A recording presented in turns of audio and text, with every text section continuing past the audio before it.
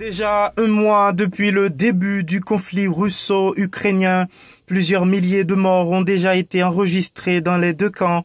Les faits dévastateurs pour l'Ukraine, dont plusieurs millions de ses habitants ont fui le pays pour se réfugier ailleurs.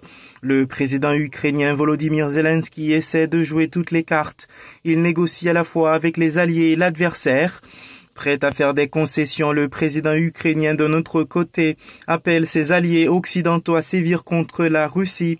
Devant l'OTAN, Volodymyr Zelensky continue d'accuser la Russie qui, dit-il, utilise des armes chimiques. Un avis partagé par les dirigeants de l'OTAN qui se retrouvent actuellement pour un sommet extraordinaire à Bruxelles. Le patron de l'Alliance, Jens Stoltenberg, a estimé d'ailleurs que le président russe Vladimir Poutine avait commis une grave erreur en engageant la guerre en Ukraine.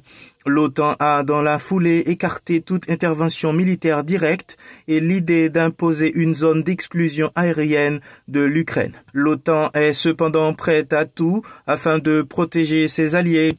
Le président ukrainien Volodymyr Zelensky a appelé tous les citoyens du monde entier à manifester contre l'invasion russe de son pays.